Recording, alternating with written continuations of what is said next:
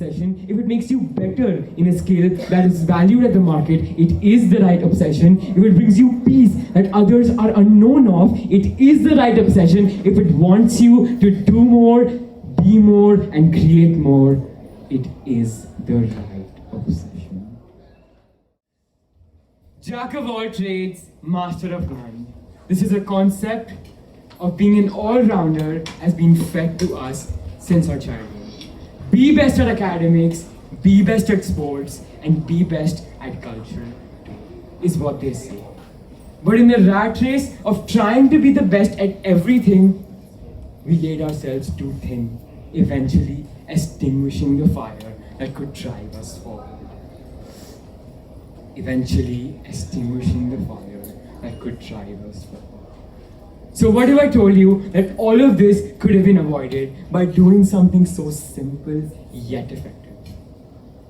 Greetings to one and all present here. My name is Aditya Mandloi, and today I'll be talking about something which, when being used in the right way, will change your life forever. Obsessions. Yes, that's right, obsessions. What if instead of trying to have it all, we focused on the one thing that would keep the fire in us ignited to follow our obsession? I know, obsession does sound like a negative word.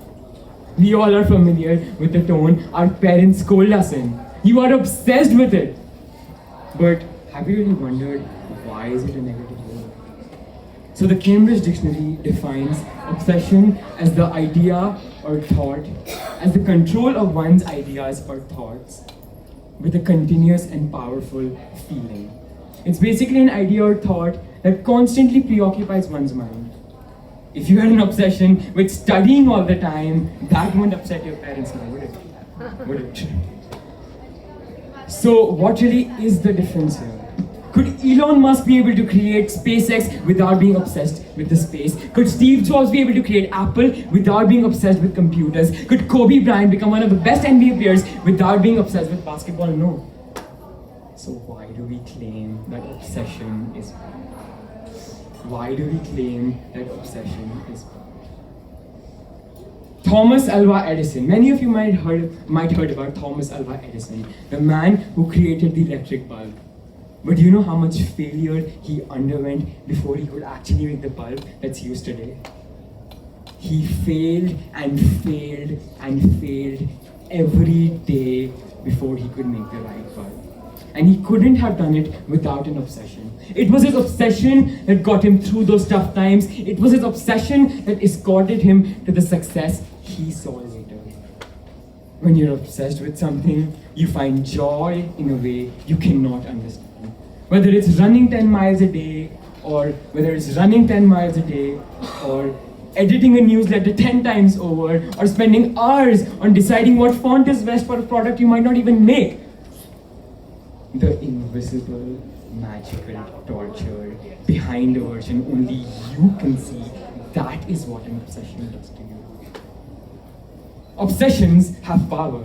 Obsessions are power. Obsessions could be your power. The names I took. It is that obsession that gives them that drive, that dedication, and that commitment. It's easier for you to focus. It's easier for you to prioritize. So what's stopping you, my friend? Make the right things your obsession. And make good use of your current obsessions. If you're obsessed with anime, don't just sit in front of the TV and watch anime all day. Get into graphic designing. Design anime characters. Write a script. If you're obsessed with playing PS4 all day long, then learn to code FIFA. Make modifications. Who's stopping you? Make sure that your obsessions work in your favor and not against you. And when they do, it'll make your life a lot easier. It'll be easier for you to focus. It'll be easier for you to be consumed. So to answer my initial question, that's the difference that it is. To choose the right obsession. To make the right, to obsess over the right things, over the right reasons. So if it's so wonderful, why do we not talk about obsessions more often? Why do we not teach young children about obsession? Why? It's because we're drowning in distractions. There is so much to do. So how do we pick that one thing out of all the choices given to us and pursue it relentlessly. Whether will that one thing be good for our CV building? Will that one thing be good for will that one thing help us into getting into a good college? In a world where every decision made, not just by adults, but children too, is so well calculated, it is difficult to find your obsession, and that is exactly why I'm here. So, how do we choose the right obsession? It's very simple. Whatever helps you grow.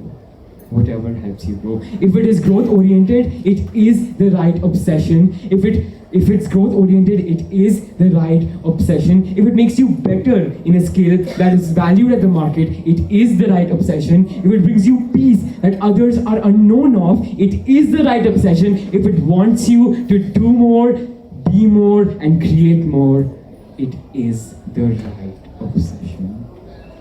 I too had an obsession once. When I was 8 years old, I used to play lawn tennis. And I had already imagined myself picking up the Wimbledon trophy one day. I used to practice for 8 hours a day. In 9th grade, I was sure to leave academics and pursue tennis professionally. For 5 long years, it was just me and my tennis racket against the whole world. Tennis did teach me a lot. It taught me how to deal with overconfidence, underconfidence, self-doubt, fear, and whatnot. I was utterly and completely in love with the sport.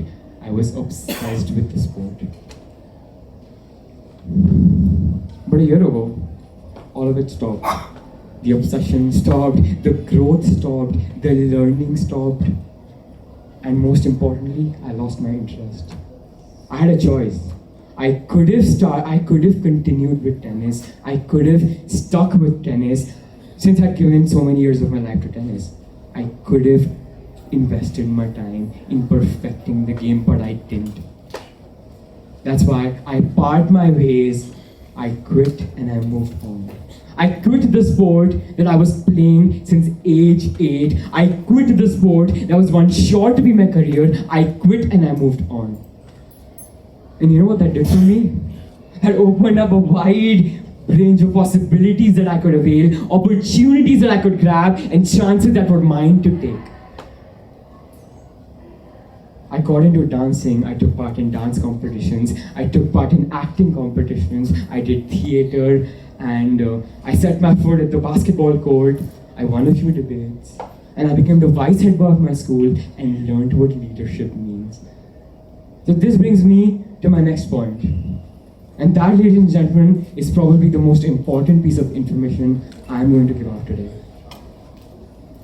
Learn when to let go of your obsessions. As our beloved character Bunny from Ye Jawani Hai Diwani said, कि कहीं पहुंचने के लिए कहीं से निकलना बहुत जरूरी होता है. कहीं सही वक्त पे कट लेना चाहिए, नहीं तो गिले शिकवे होने लगते हैं. Had I not closed the door on tennis then, I wouldn't be delivering this speech right now. So it's very important to learn when to let go of your obsessions. So the crux is that obsessions are not supposed to make you reach your goal. No, that is not the purpose of obsessions. Its purpose is to teach you relentless dedication and a mind-numbing sense of optimism that says, come what may, I will achieve it. That's what an obsession does.